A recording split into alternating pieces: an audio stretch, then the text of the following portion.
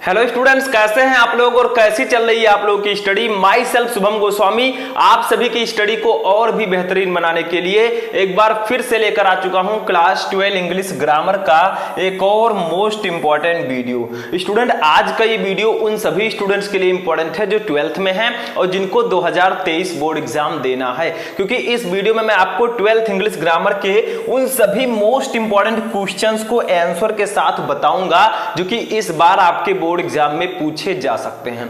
अब बहुत सारे स्टूडेंट सोच रहे होंगे, अरे सर इंग्लिश ग्रामर का वीडियो आपने कुछ लेट लेकर आया। देखिए स्टूडेंट, मैं लेट इसलिए लेकर आया हूं क्योंकि मैं उन क्वेश्चंस को ढूंढ रहा था जो इस बार आपके बोर्ड एग्जाम में आ सकते हैं। ठीक है, कुछ ऐसे क्वेश्चंस हैं, 24 क्वेश्चन मैं आपको बताऊंगा, इनमें से हर एक क्वेश्चन आपके बोर्ड एग्जाम के लिए इंपॉर्टेंट है और हो सकता है इसमें से ज्यादातर क्वेश्चन आपके बोर्ड एग्जाम में आए। ठीक है, तो आपको इस वीडियो को शुरू से लेकर लास्ट तक देखना है, क्योंकि हम 12th इंग्लिश ग्रामर के एक टॉपिक नहीं, दो टॉपिक नहीं, इस वीडियो में पूरे 8 टॉपिक्स को एक ही वीडियो में पढ़ेंगे। ठीक है, तो बहुत ही इंटरेस्टिंग वीडियो है, शुरू से लेकर लास्ट तक आपको देखना है, क्योंकि रख हौसला वो मंजर भी आएगा, प्यासे के पास चलकर समंदर भी आएगा, यूं थक कर ना बैठ आए मंजिल के मुसाफिर, यूं थक कर ना बैठ आए मंजिल के मुसाफिर, मंजिल भी मिलेगी और मिलने का मजा भी आएगा। ठीक है, तो आपको तैयारी अच्छे से करनी है, आपको इस बार हर एक सब्जेक्ट में 95% प्लस लेकर आना है, क्योंकि मैं आपकी तैयारी करा रहा हूं। ठीक है, कौन? शुभम सर। ठीक है, तो आपको ध्यान से समझना है, एक एक क्वेश्चन नोट करना है। जितने भी क्वेश्चन मैं आपको बताता हूं इससे बेटर आपको कोई नहीं पढ़ाएगा। ठीक है, तो चलिए स्टार्ट करते हैं। सबसे पहला क्वेश्चन देखिए, सबसे पहला हमारा टॉपिक आएगा डायरेक्ट एंड इनडायरेक्ट नरेशन। जितने ज्यादा क्वेश्चन आप इन सभी के सॉल्व करेंगे उतने ज्यादा परसेंटेज आपके इंग्लिश में आएंगे। ठीक है, तो क्वेश्चन नंबर फर्स्ट देखिए, अनिल बिल से the people should not use atom bomb.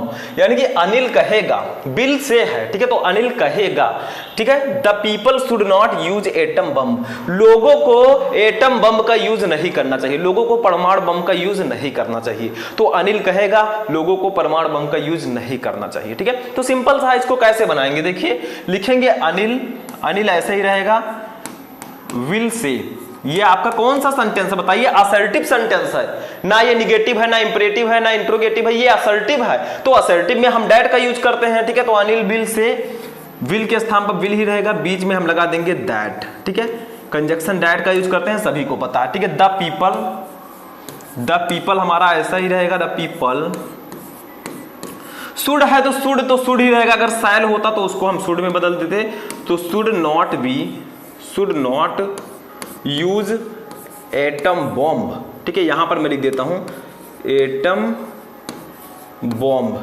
ठीक है, तो सिंपल सा है, केवल हमने दैट का यूज कर दिया, बाकी सब बन गया, तो ये तो सिंपल सा है। लेकिन अभी तो ट्रेलर है, पिक्चर तो अभी बाकी है, क्योंकि दो क्वेश्चन और हैं, उनको भी समझना है। तो Anil will say that the people should not use atom bomb. ठीक है, तो बीच में मैंने दैट का ही यूज कर दिया क्योंकि ये सिंपल सेंटेंस है, तो थोड़ी सी इसमें हमें चेंजेस करना था। अब दूसरा वाला तो समझना होगा आपको, क्योंकि ये इंपॉर्टेंट है।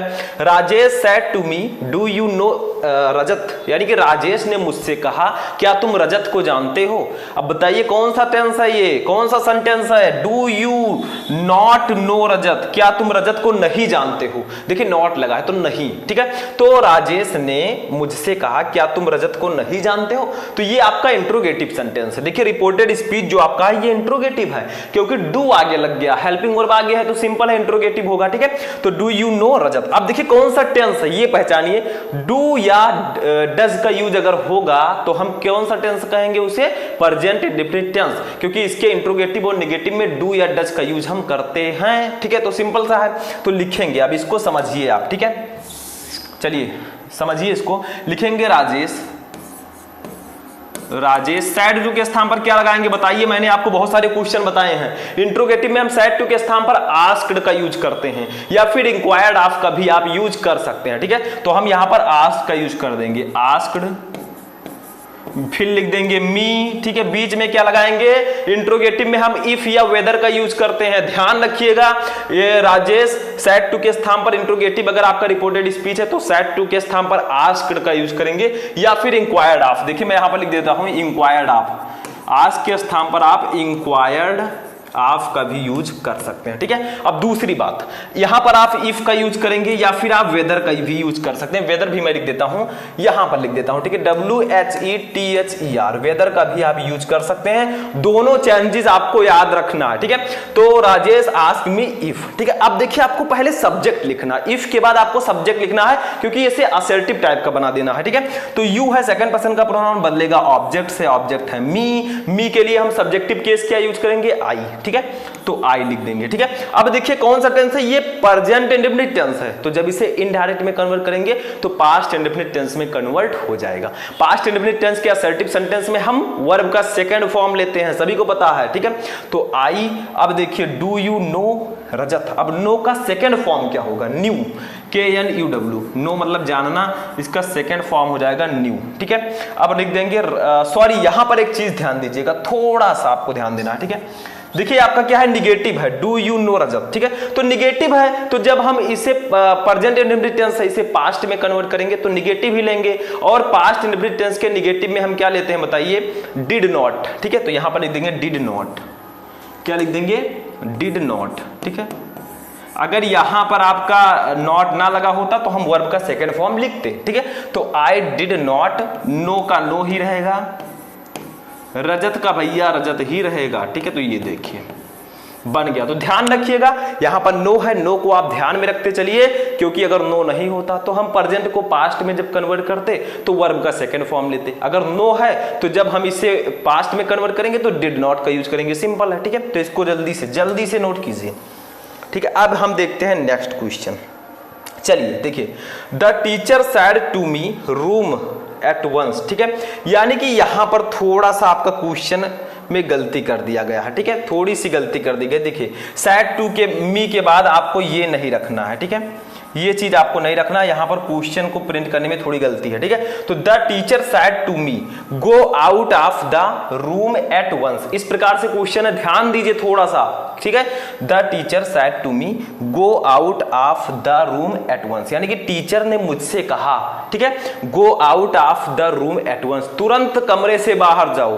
टीचर ने मुझसे कहा तुरंत कमरे से बाहर जाओ, ठीक है। तो ये चीज आपको लिखनी है, समझ में आ रहा है। तो अब इसको कैसे बनाएंगे, कौन सा सेंटेंस है ये, go out of the room at once, तुरंत कमरे से बाहर जाओ, आदेश दिया जा रहा है, ऑर्डर, ये आपका है इंपरेटिव सेंटेंस, आदेशात्मक वाक्य, ठीक है। तो सिंपल सा बनाएंगे हम लिखेंगे, चलिए मैं यहीं पर लिख देता हूं, आप ध्यान दीजिएगा, ठीक है। लिखेंगे द टीचर, अब बताइए क्या कह रहे हैं, वो बाहर जाने को कह रहे हैं, तो वो ऑर्डर दे रहे हैं, तो सैड टू के स्थान पर हम ऑर्डर्ड लिखेंगे, अगर एडवाइस देते तो हम एडवाइस लिखते, ठीक है। तो द टीचर ऑर्डर्ड मी, ठीक है, किसको एडवाइस दिया, मुझे, तो द टीचर एडवाइज्ड मी, ठीक है। अब देखिए इंपरेटिव में हम टू का यूज करते हैं, क्योंकि यहां पर असर्टिव है तो टू का यूज करेंगे, reporting verb and reported speech को जोड़ने के लिए। तो to go out of the room at once, यहां पर मैं लिख देता हूं, ध्यान दीजिएगा, रूम एट वंस, ठीक है। यानी कि the teacher ordered me to go out of the room at once, ठीक है। टीचर ने मुझे आदेश दिया तुरंत कमरे से बाहर जाओ, इसको मैंने इनडायरेक्ट में कन्वर्ट कर दिया। जल्दी से नोट कीजिए, इन तीनों को नोट करेंगे तभी मैं आगे के टॉपिक बताऊंगा, जल्दी से, ठीक है। समझ में आ गया। अब चलिए स्टूडेंट नेक्स्ट टॉपिक देखते हैं, इसको आप लोगों ने नोट कर लिया होगा आशा है, ठीक है। नेक्स्ट क्वेश्चन नेक्स्ट टॉपिक से है, क्वेश्चन क्या है, सिंथेसिस ऑफ सेंटेंसेस। दूसरा टॉपिक हमारा सिंथेसिस ऑफ सेंटेंसेस। एक टॉपिक के 3 क्वेश्चन, 8 टॉपिक के 24 क्वेश्चन हम टोटल देखेंगे। तो सिंथेसिस का मतलब क्या होता है, 2 या 2 से अधिक सेंटेंसेस को जोड़कर एक सेंटेंस बनाना, वो भी कौन सा सेंटेंस, जो ब्रैकेट में दिया गया है, बट ध्यान रहे मीनिंग नहीं बदलना चाहिए, जो ऊपर रहेगा वही नीचे भी रहेगा। देखिए जैसे है ही वाज डिसअपॉइंटेड, वह निराश था, ठीक है, यहां पर फुल स्टॉप कर दीजिएगा, वह निराश था, ठीक है। ही लेफ्ट द जॉब, उसने जॉब छोड़ दिया, तो वह निराश था, उसने जॉब छोड़ दिया, ठीक है। 2 सेंटेंस है, एक आपका ही वाज डिसअपॉइंटेड, दूसरा ही लेफ्ट द जॉब। अब इसको आपको सिंपल सेंटेंस में कन्वर्ट करना है, कैसे करेंगे, देखिए सिंपल सेंटेंस में, बट मीनिंग नहीं बदलना चाहिए, वह निराश था, उसने जॉब छोड़ दिया। तो लिखेंगे, सिंपली लिखेंगे बीइंग डिसअपॉइंटेड, बीइंग डिसअपॉइंटेड, ठीक है। बीइंग डिसअपॉइंटेड का मतलब क्या हो जाएगा स्टूडेंट, निराश होकर, ठीक है। Being disappointed he left the job, ठीक है। तो being disappointed he left the job, निराश होकर उसने नौकरी छोड़ दी या निराश होकर उसने जॉब छोड़ दिया। ऊपर क्या था, वह निराश था उसने जॉब छोड़ दिया। सिंपल में जब मैंने बनाया तो being disappointed he left the job, निराश होकर उसने नौकरी छोड़ दी। सिंपल सा, दोनों का मीनिंग सेम है बट हमने इसे सिंपल में कन्वर्ट कर दिया है, ठीक है। तो लिखिए, जल्दी नोट कीजिए। पांचवा देखिए, he did not work hard, उसने कठिन परिश्रम नहीं किया। ही फेल्ड, वह फेल हो गया, वह असफल हो गया। तो जो बच्चे कठिन परिश्रम नहीं करेंगे, जो बच्चे नहीं पढ़ेंगे, उनके मार्कशीट में लिख जाएगा ये फेल, ठीक है। पर ऐसा होना नहीं चाहिए, जो हमसे पढ़ रहे हैं अच्छे से उनके साथ तो ऐसा हो ही नहीं सकता। तो he did not work hard, उसने कठिन परिश्रम नहीं किया। ही फेल्ड, वह फेल हो गया, वह असफल हो गया। इसको आप कंपाउंड सेंटेंस में कन्वर्ट कीजिए। तो कैसे करेंगे, सिंपल है, he did not work hard so, इसलिए ही फेल्ड, वह फेल हो गया, ही फेल्ड, ठीक है। तो he did not work hard, उसने कठिन परिश्रम नहीं किया। सो, इसलिए ही फेल्ड, वह फेल हो गया। तो उसने कठिन परिश्रम नहीं किया, वह फेल हो गया, इसलिए वह फेल हो गया। तो भैया इसमें मैंने सो का यूज कर दिया, बीच में क्या यूज कर दिया, मैंने सो का यूज कर दिया। ये आपका कंपाउंड में बदल भी चुका है और हमारा कंपाउंड में कन्वर्ट भी हो चुका है और हमने सिंथेसिस कर दिया। तो he did not work hard so he failed, उसने कठिन परिश्रम नहीं किया इसलिए वह फेल हो गया, ठीक है। तो 5 नंबर क्वेश्चन भी समझ में आया। चलिए नेक्स्ट क्वेश्चन देखते हैं, दोनों को नोट कीजिए। ये देखिए 6 नंबर क्वेश्चन क्या है, देखिए एक एक क्वेश्चन ध्यान से समझना है क्योंकि आपको इंग्लिश में टॉप करना है, ठीक है। समझिए, he wanted to buy some clothes, वह कुछ कपड़े खरीदना चाहता था। ही वेंट टू मार्केट, वह बाजार गया। तो वह कुछ कपड़े खरीदना चाहता था, वह बाजार गया। इसको आपको बदलना है सिंपल सेंटेंस में। कैसे करेंगे बताइए आप लोग, इसको सिंपल में कैसे कन्वर्ट करेंगे? तो चलिए लिखते हैं, ठीक है। 6 number question, he went to market, ठीक है। ही वेंट, पहले हम वेंट लिखेंगे, ही वेंट टू मार्केट, ठीक है। अब लिखेंगे टू करके लिख देंगे, टू बाय सम क्लोथ्स, ठीक है। तो क्या हो गया बताइए, he went to market to buy some clothes, वह कुछ कपड़े खरीदने के लिए बाजार गया। ऊपर क्या था, वह कुछ कपड़े खरीदना चाहता था, वह बाजार गया। नीचे क्या है, वह कुछ कपड़े खरीदने के लिए बाजार गया। हमने जोड़ दिया, टू लगाकर हमने इन्फिनेटिव बना दिया, टू बाय सम क्लोथ्स, ठीक है। हमारा दोनों सेंटेंस जुड़ गया आसानी से। तो आगे पीछे भी आप कर सकते हैं बट मीनिंग सेम रहना चाहिए, ठीक है। तो ये आप इस प्रकार से इसको बना सकते हैं, ठीक है। He went to market to buy some clothes, ठीक है, समझ में आ गया। चलिए नेक्स्ट टॉपिक देखते हैं।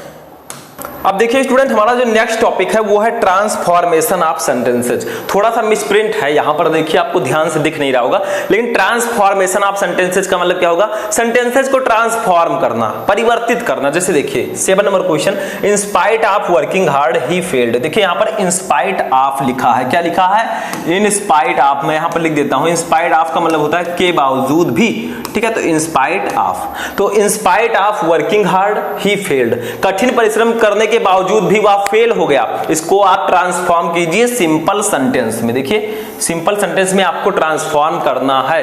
कैसे करेंगे देखिए, तो लिखेंगे ही वर्कड हार्ड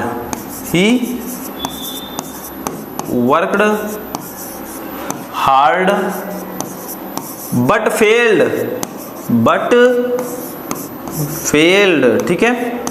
तो he worked hard but failed, उसने कठिन परिश्रम किया लेकिन असफल हो गया, ठीक है। तो ऊपर क्या था, कठिन परिश्रम करने के बावजूद भी वह फेल हो गया। नीचे क्या है, उसने कठिन परिश्रम किया लेकिन फेल हो गया, ठीक है। दोनों का मीनिंग सेम है, हमने ट्रांसफॉर्म कर दिया। ऐसे आप भी कीजिए, कुछ भी नहीं है, ठीक है। सिर्फ आपके अंदर वो जज्बा होना चाहिए, वो समझ होनी चाहिए जो आपको चाहिए बोर्ड एग्जाम में टॉप करने के लिए, ठीक है। तो he worked hard but failed, simple है। इसको लिखिए, जल्दी लिखिए। चलिए 8 नंबर क्वेश्चन देखते हैं क्या है। देखिए, an elephant is the heaviest animal, यानी कि जो एलिफेंट हाथी होता है वो सबसे भारी जानवर होता है। ठीक है, तो हाथी सबसे भारी जानवर है, इसको आपको बदलना है पॉजिटिव डिग्री में, क्योंकि ये सुपरलेटिव डिग्री में है, दा लगा है और हैवी में IST लगा है, तो ये आपका कौन सा डिग्री है? Superlative degree. इसको हम बदलेंगे पॉजिटिव डिग्री में। कैसे बदलेंगे? तो पहले लिखेंगे नो अदर। ठीक है, मीनिंग नहीं बदलना चाहिए, तो लिखेंगे no other, no other animal, ठीक है, no other animal is so heavy, is so heavy, ठीक है, एज एन एलिफेंट, एलिफेंट। ठीक है, तो क्या है? No other animal is so heavy as an elephant. ठीक है, no other animal is so heavy as an elephant, यानी कि हाथी जितना भारी जानवर कोई दूसरा नहीं है। No other animals is so heavy as an elephant, हाथी जैसा भारी जानवर कोई दूसरा नहीं है। दोनों का मीनिंग सेम है। ऊपर क्या था? हाथी सबसे भारी जानवर है, नीचे है हाथी जितना भारी इतना भारी जानवर कोई भी नहीं है। ठीक है, तो ये आप नोट कर लीजिए, इसको मैंने बदल दिया पॉजिटिव डिग्री में। ठीक है, सिंपल है। 9 नंबर, अब देखिए इसमें थोड़ा सा आपको समझना होगा। 9 नंबर क्वेश्चन इज थोड़ा सा हार्ड। ठीक है, देखिए, every mother loves her child, हर माता अपने हर माता अपने बच्चे से प्रेम करती है। ठीक है, जो हर माता है वो अपने बच्चे से, हर माता पिता के अपने बच्चे से प्रेम करते हैं। तो यहाँ पर क्या है? Every mother loves her child, हर माता अपने बच्चे से प्रेम करती है, वो तो सभी माताएं करती हैं। इसको आपको इंट्रोगेटिव में बदलना है। कैसे बदलेंगे? बट ध्यान रहे, मीनिंग नहीं बदलना चाहिए, जो ऊपर है वही नीचे भी होना चाहिए, और आपको इंट्रोगेटिव में बदलना भी है। कैसे बदलेंगे चलिए दिखाते हैं। ठीक है, तो every mother loves her child, हर माता अपने बच्चे से प्रेम करती है, तो यहां पर हम लिखेंगे does every mother, sorry does लिखेंगे। ठीक है, अब यहां पर आप चाहे निगेटिव इंट्रोगेटिव बनाइए, चाहे जिस प्रकार से बनाइए, बट मीनिंग ना बदले। ठीक है, तो does every mother, every mother, फिर लगा देंगे नॉट। ठीक है, नॉट लव्स, लव लिख देंगे। ठीक है, love her child, love her child, अब बाद में लगा देंगे प्रश्नवाचक चिन्ह ये। ठीक है, तभी तो लिखेगा कि इंट्रोगेटिव है। तो does every mother not love her child, क्या हर माता अपने बच्चे से प्रेम नहीं करती है? तो दोनों का मीनिंग सेम है। ऊपर था कि हर माता अपने बच्चे से प्रेम करती है, नीचे क्या है? क्या हर माता अपने बच्चे से प्रेम नहीं करती है? तो सिंपल है, हमने इसे इंट्रोगेटिव भी बना दिया। अब चाहे आप इंट्रोगेटिव निगेटिव बनाएं, बट मीनिंग ना बदले। ठीक है, मैंने यहाँ पर नॉट भी लगा दिया है। तो इस प्रकार से आपको ट्रांसफॉर्म करना होता है। ध्यान से समझिए, कुछ क्वेश्चन हो सकते हैं कुछ बच्चों को समझ में ना आए, लेकिन आगे आगे देखिए होता है क्या। ठीक है, सब समझ में आएंगे। इसको नोट कीजिए, जल्दी से नोट कीजिए। चलिए नेक्स्ट टॉपिक देखते हैं। अब देखिए स्टूडेंट, हमारा जो नेक्स्ट टॉपिक है वो है सिंटैक्स। सिंटैक्स का मतलब तो आप सभी को पता है। सिंटैक्स का मतलब होता है करेक्शन ऑफ सेंटेंसेज। सेंटेंस में कुछ गलतियां हैं उसको सही कीजिए, वही होगा सिंटैक्स। ठीक है, सिंपल सा है।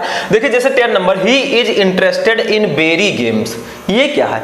He is interested is very games, गलत है। देखिए यहां पर मतलब होगा वह गेम्स में दिलचस्पी रखता है। ठीक है, वह गेम्स में दिलचस्पी रखता है। ठीक है, उसका इंटरेस्ट है गेम में, बट गलती यहां पर क्या है? देखिए वेरी को यहां से हटा देंगे और क्या लिख देंगे? देखिए ही इज इंटरेस्टेड के साथ मच का यूज कर देंगे। ठीक है, मच इंटरेस्टेड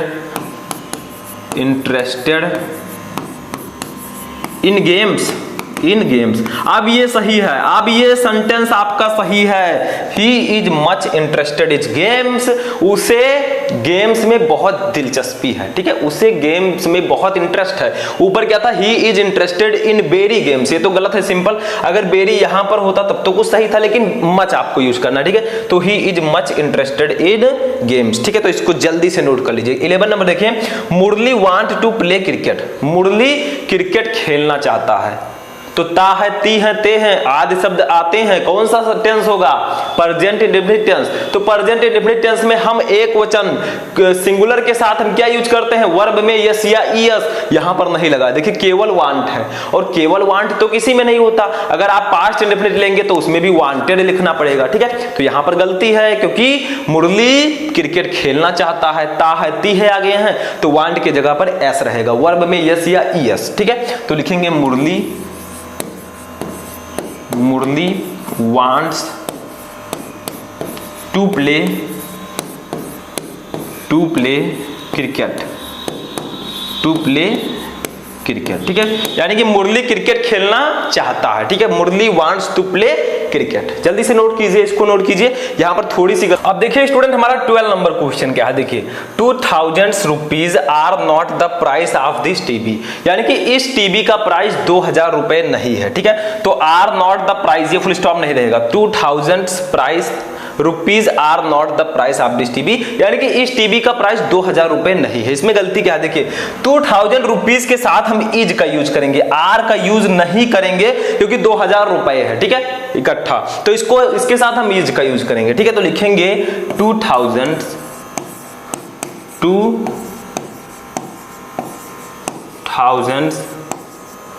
रुपीज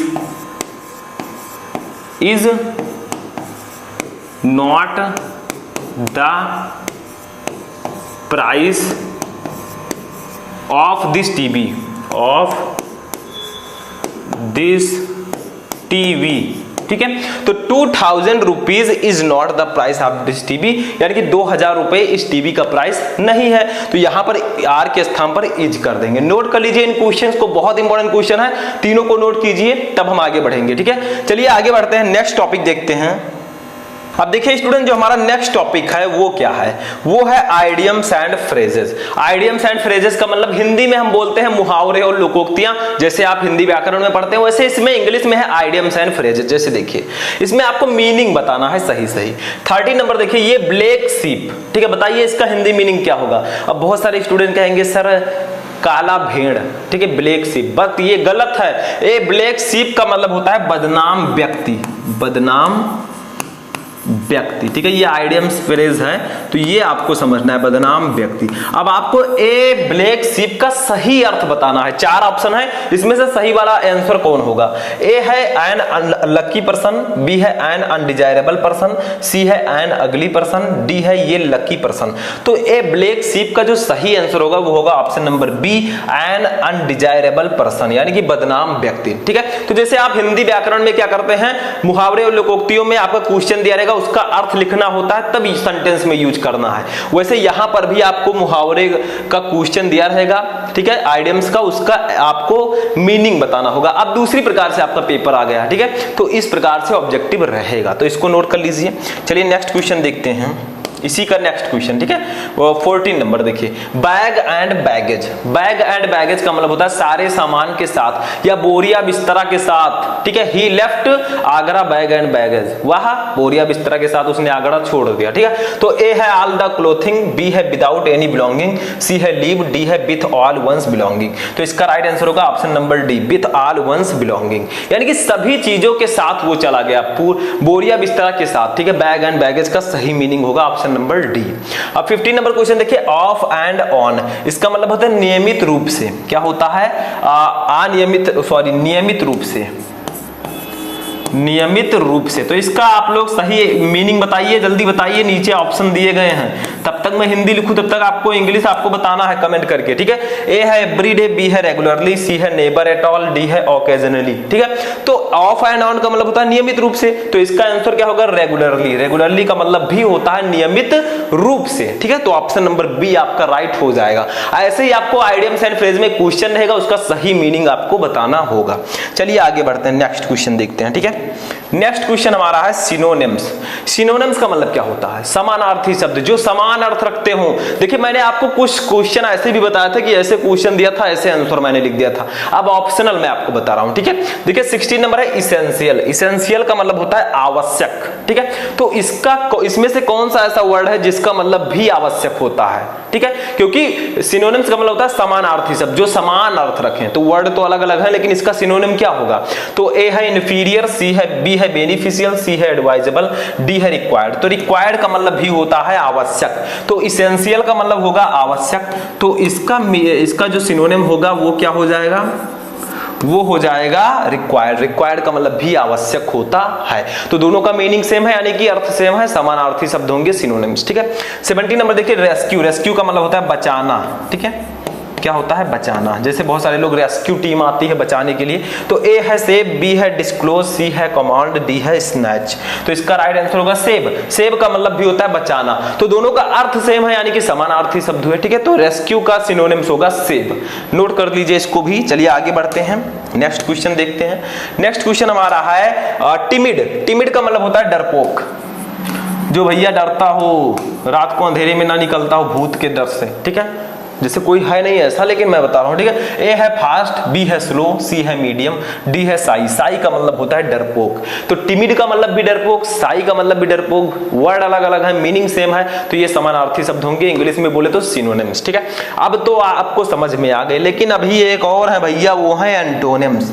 अब देखिए स्टूडेंट, हमारा 6 नंबर टॉपिक आता है एंटोनिम्स। एंटोनिम्स का मतलब होता है विपरीतार्थक शब्द जो विपरीत अर्थ रखते हो। अभी हमने पढ़ा सिनोनिम्स जो समानार्थी शब्द थे, समान अर्थ रखते थे। अब विपरीतार्थक शब्द आ गए जो एक दूसरे के विपरीत अर्थ रखते हैं। जैसे देखिए 19 नंबर है इक्विट। इक्विट का मतलब होता है मुक्त करना, मुक्त करना, किसी को मुक्त करना, ठीक है। तो इसका एंटोनिम क्या हो जाएगा? ए है रिट्रीट, बी है कन्विक्ट। ये गलत है, इस प्रकार से लिखिएगा कन्विक्ट, कन्विक्ट, ठीक है। और सी है आपका कंसील, डी है डिप्राइव। तो एक्विट का जो एंटोनिम हो जाएगा वो हो जाएगा कन्विक्ट। कन्विक्ट का मतलब होता है अपराधी घोषित करना। तो एक्विट का मतलब मुक्त करना, किसी को मुक्त कर देना। और बी है इसका एंटोनिम हो जाएगा कन्विक्ट। कन्विक्ट का मतलब अपराधी घोषित करना। तो एक दूसरे के ये एंटोनिम्स होंगे क्योंकि इनके विपरीत अर्थ हैं, ठीक है। सिंपल है, इसको समझ लीजिए। आगे अभी क्वेश्चन देखेंगे उसमें और अच्छे से समझ में आ जाएगा। नेक्स्ट क्वेश्चन देखिए एंटोनिम का हमारा क्या है। देखिए विजडम। विजडम का मतलब होता है बुद्धिमत्ता, जो बुद्धिमान हो, जिसके अंदर बुद्धिमत्ता हो। तो इसका एंटोनिम क्या हो जाएगा? ए है इंसाइट, बी है कंसाइज, सी है परसेप्शन, डी है फॉली। फॉली इसका राइट आंसर होगा। फॉली का मतलब होता है मूर्खता, मूर्खता, ठीक है, मूर्खता, मूर्खता। तो देखिए विजडम का मतलब बुद्धिमत्ता, जो बुद्धिमान हो, और फॉली का मतलब मूर्खता, जो मूर्ख हो। तो एक दूसरे के क्या हुए? एंटोनिम्स हो, क्योंकि विपरीत अर्थ है। मूर्ख, बुद्धिमान, जमीन आसमान का फर्क है, ठीक है। 21 नंबर देखिए डायनामिक।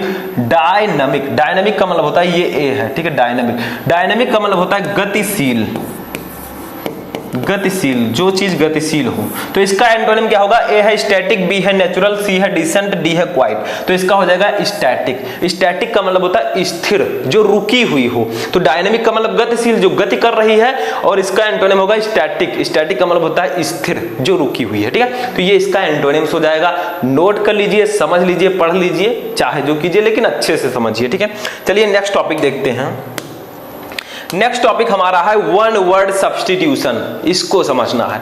वन वर्ड सब्स्टिट्यूशन का मतलब क्या होता है बताइए आप लोग? अनेक शब्दों के लिए एक शब्द, हिंदी में बोले तो, ठीक है। तो इसका मतलब क्या होगा? देखिए 22 नंबर देखिए, ये भी ऑप्शनल रहेगा। Animals which live on land and in water, यानी कि ऐसे जानवर जो पृथ्वी और पानी दोनों में रहते हैं। ऐसे जानवर जो पानी और जमीन दोनों पर रहते हैं, उसे हम क्या कहते हैं? उसे हम लोग क्या कहते हैं? ए है एम्बिजियस, बी है एम्बिवेलेंट, सी है एमॉर्फस, ठीक है, और डी है एम्फीबियंस। तो उसे हम लोग कहते हैं एम्फीबियंस। एम्फीबियंस का मतलब क्या होता है? उभयचर, हिंदी में बोले तो उभयचर, ठीक है। तो उभयचर का मतलब क्या? जैसे एग्जांपल बताइए मेढक। मेढक को आप देखेंगे वो जमीन पर भी चलता है, पानी में भी रहता है, तो वो एम्फीबियंस है, वो उभयचर हैं, ठीक है। तो वही यहाँ पर पूछा जा रहा है कि ऐसे जानवर जो पानी और जमीन दोनों पर रहते हैं या रह सकते हैं उसे हम बोलते हैं एम्फीबियंस, ठीक है। सिंपल है, एक शब्द में उसे एम्फीबियंस कहेंगे। 23 नंबर देखिए, a person with long experience, यानी कि एक व्यक्ति, लंबा अनुभव वाला एक व्यक्ति, ठीक है। लॉन्ग एक्सपीरियंस, लंबा अनुभव वाला एक व्यक्ति, उसे हम एक वर्ड में क्या कहेंगे? ए है स्टालवर्ट, बी है इटिनरेंट, सी है पेडेंट, डी है वेटरन। तो उसे कहेंगे वेटेरन। वेटेरन का मतलब होता है अनुभवी। जैसे आप लोग प्लेयर्स को देखते होंगे, ये अनुभवी प्लेयर है, अभी देखिएगा कितना मारेगा, 6-4, ठीक है। वैसे ये पर्सन विथ लॉन्ग एक्सपीरियंस, यानी कि लंबे अनुभव वाला व्यक्ति, उसे हम लोग बोलते हैं अनुभवी, जिसके पास लंबा अनुभव हो। एक शब्द में उसे वेटरन बोलते हैं। नोट कर लीजिए। चलिए नेक्स्ट क्वेश्चन देखते हैं, यही हमारा लास्ट क्वेश्चन होगा। 24 नंबर क्वेश्चन देखिए, वन हु नोज एवरीथिंग, जो सब कुछ जानता हो, उसे हम एक वर्ड में क्या कहेंगे?